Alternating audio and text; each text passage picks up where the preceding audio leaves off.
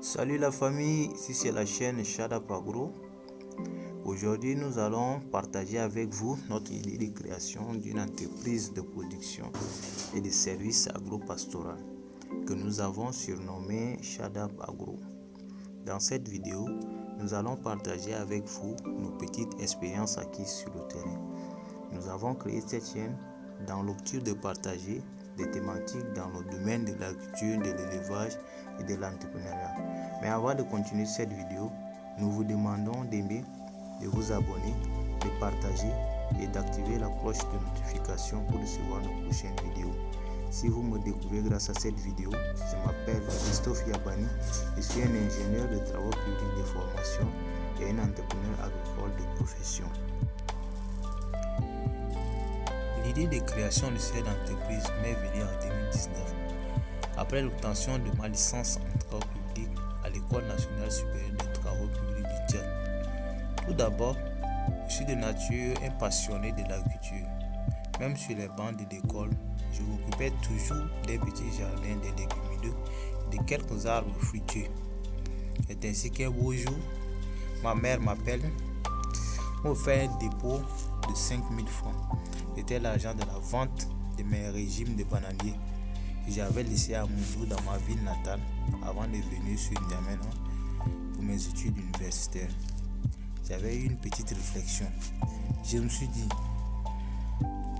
dans mon fond d'intérêt, que si 2 régimes pouvaient me rapporter 5 000 francs, alors 1000 ou 2000 pieds de bananiers me rapportera combien par an? Ensuite, c'est une plante pérenne. C'est ainsi que j'ai eu l'idée de mettre sur pied ce projet. Je me suis mis dans la rédaction d'un plan d'affaires par la suite. J'ai fait appel à un ami du nom de Djogloumbay Octave, un ingénieur agronome de formation avec qui nous avons cheminé ensemble pendant la phase pilote de 2021-2022. Nous avons procrastiné 2 ans avant de débuter le projet. On s'était beaucoup attardé sur la rédaction du business plan. On voulait avoir un plan parfait avant de pouvoir débuter. Une fois sur le terrain, nous avons remarqué assez rapidement le grand fossé qui existe entre les connaissances théoriques. Certaines choses ne s'apprennent qu'avec la pratique. Ceci me rappelle les propos d'un jeune motivateur africain qui disait: nous ne pouvons pas changer ce continent avec des idées. Nous allons changer ce continent avec des idées mises en pratique. Dès le début, nous avons mis en tête l'idée de se faire rapidement d'argent avec l'agriculture, mais surtout la filière banane. L'objectif principal étant de développer la filière banane au Tchad. Mais une fois sur le terrain, nous avons dû ajuster notre projet en associant d'autres cultures. La raison était simple.